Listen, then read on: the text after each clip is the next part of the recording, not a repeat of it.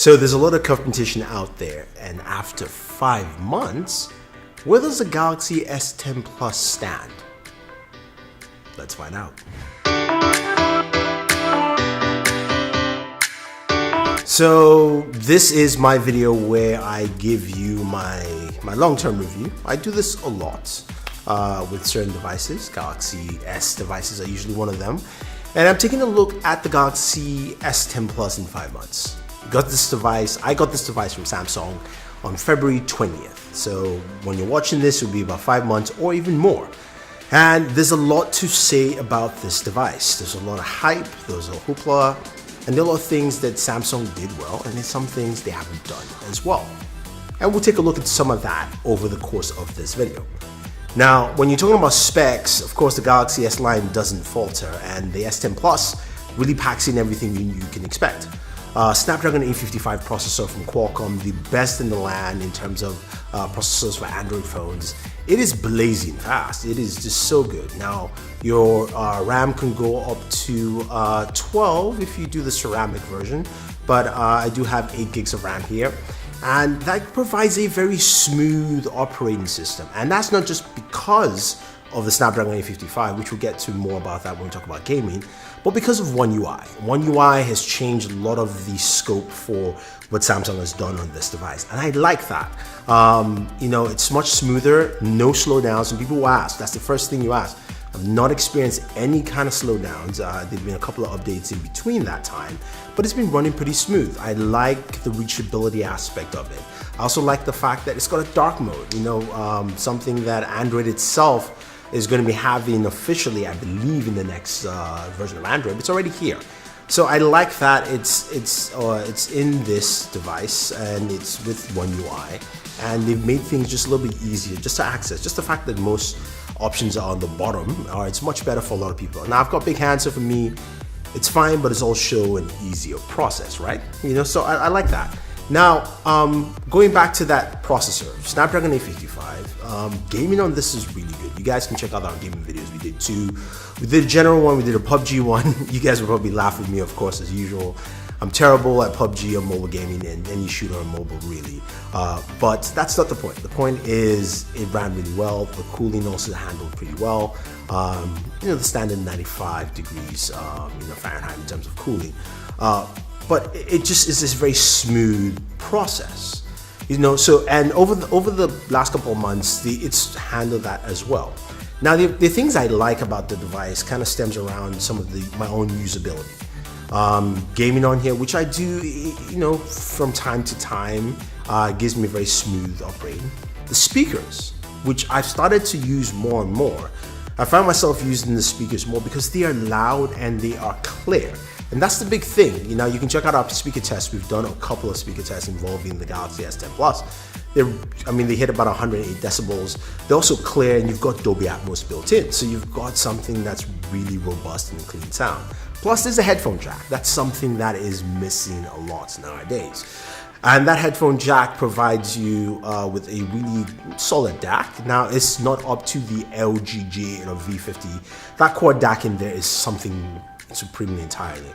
And hopefully I would like to see Samsung include that. If you're going to give me a premium model, especially even if I'm going to that 12 gigs of RAM version, add something like that in there. I think that's just really nice. So hopefully we see some of that, but I really doubt it. But you get some really good sound. You've got AKG headphones tuned headphones in the packaging, which is good. Now, Samsung of course introduced the Galaxy Buds, and using the buds with the Galaxy S10 Plus is great. Quick connectivity access, those kind of things work out really well. Now, there's a triple camera setup at the back. I like the camera.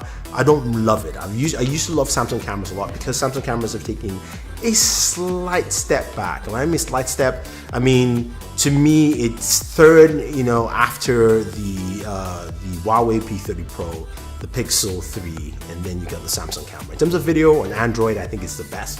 In terms of video quality, you've got the steady video or steady shot, I believe. Not steady shot is Sony. But you've got the steady video, which I've got a video that compare that to the iPhone. You can check that out. I did that a while back.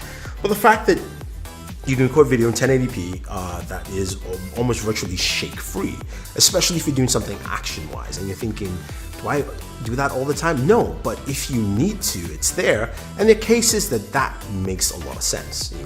I talked about it previously in other videos, if you're watching your kid play soccer, you're running down the field, or even if you're on a bike in the city or you're in the car and you want to capture something, it does that pretty well. Now, Samsung has a night mode which they've released. I haven't gotten that update yet. I believe it's only the Exynos version of the smartphones that received that. So hopefully that improves photos. Now, photos on devices are good. There's nothing wrong with them. Trust me, they're actually good. It's just that other companies are getting better at it.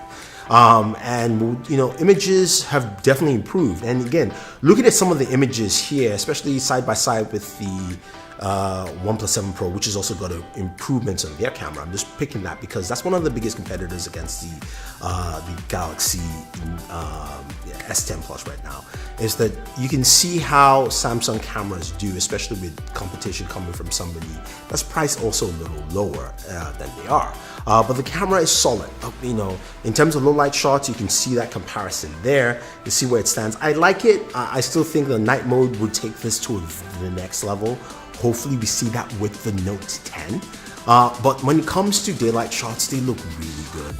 The wide angle lens is the widest of any camera, and I do like the Instagram integration into the app. It makes things easier because at least you're getting a better experience than the Instagram camera app itself. So those things are there. A 4,000 milliamp battery.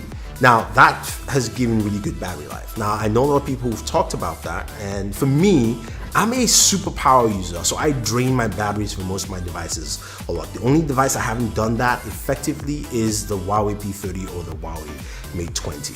But for me, the battery life has been good. But in this video, I wanted to interject some other opinion other than mine from a good friend of mine, Mr. Danny Winget, and he'll tell you what he thinks about battery and also his own general experience using the Galaxy S10 Plus over 4 or 5 months. What's up everybody, this is Danny. Thank you E for having me, and let's talk extended use with the Galaxy S10 Plus.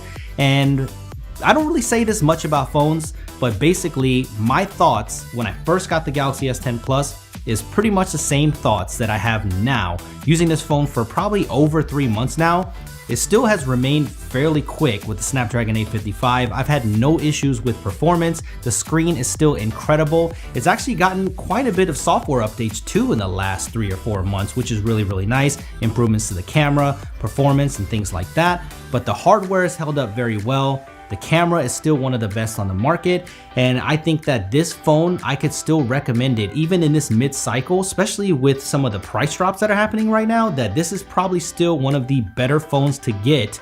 And let's not forget, it still has a headphone jack and it's slim, so don't let other manufacturers tell you they can't put a headphone jack on a slim phone, because Samsung did it, and it's got wireless charging too. It's got everything that you need. All right, so that's Danny's take, and that makes a lot of sense. There's a lot of things I do like about this device. Some things people think is a little silly, and yes, it is kind of slow, reverse wireless charging. It is faster. It's great for the Galaxy Buds. It's great for a smartwatch. It's not great for charging your phone, but it's great to just give you some juice if you need to. And I think that's where it stands, and hopefully we see an improvement on that. Fast charging is not as fast anymore, and hey, Samsung, you kind of started this craze. You haven't followed up, and I want to see that with your phone, future devices. I want to see at least minimum 25 to 30 watt fast charger.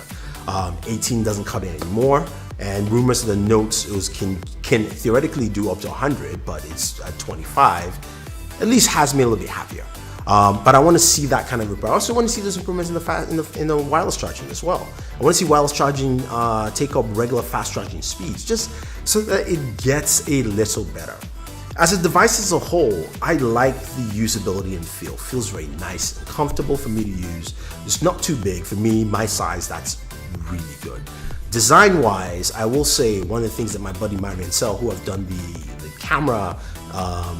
Professional camera videos with, and definitely check that out on the Galaxy S10 Plus. Just to hear his thoughts, is the usability and touch aspects when you hold the phone in your hand, when you grip it like this. The edges are just too exposed, so you tend to press a lot on the device. I've noticed that more. when he mentioned it. One of the things that I do not like, and I liked initially, so I'm bringing myself back, was the fingerprint sensor on the display. It's ultrasonic, and initially at launch, it worked really well for me. It was very fast, it was fluid, it worked out well. For me now, it's slower. The updates, I don't know, I think they've kind of messed it up a little bit. And also I've had to record my fingerprints twice just to make sure it works well. So if you're looking at this video and you're seeing sometimes it hits, sometimes it doesn't, that's my experience with it. I still like it, and I think they have something here, but I would like to see ultrasonic being improved. Whether it's from Samsung side or from Qualcomm side, hopefully that gets polished out with the Note and with future updates on this device. But that's one of my biggest gripes, and I think that's pretty much it in terms of what has helped me back on this device. Everything else has been spot on. The camera's been really good. I use the camera a lot. If you check me out on Instagram, you see I tag the Galaxy S10 Plus there quite a bit in my cameras, because that's the phone I use. That's my #1 phone, my A phone. I'm a Note user, so that might switch to the Note. We'll see what happens. But that's what you see here with this device. Now, I think in terms of moving to the future, what I would like to see change with the Galaxy line, of course, bezel-less. We know, we've got the hole punch. We've got some really incredible wallpapers, and people have embraced that quite well. But the bezel-less campaign is here, and it looks like a lot of other manufacturers from OnePlus to Oppo to Xiaomi have shown pop-up cameras work. Now, maybe Samsung's looking at it and saying, hey, look, usability. In terms of long term, we don't want our users to be complaining. So underneath display cameras, like what Oppo has shown, might be the future. Maybe we'll see that with the Galaxy S11. But right now, I think 5 months in, I've enjoyed my S10 Plus. My biggest issue is the fingerprint sensor, but everything else has worked. No slowdowns, some of you asked for that. Battery performance has still been really good. And overall performance has been top-notch. And as an all-round device, it's still probably the most well-balanced. So if you have any questions or any comments about this, let me know. Otherwise, guys, don't forget to like and share this video, favorite this video. Definitely smash the subscribe button if you haven't already, and hit the notification icon. This is Thunder E saying thank you, and always enjoy your entertainment.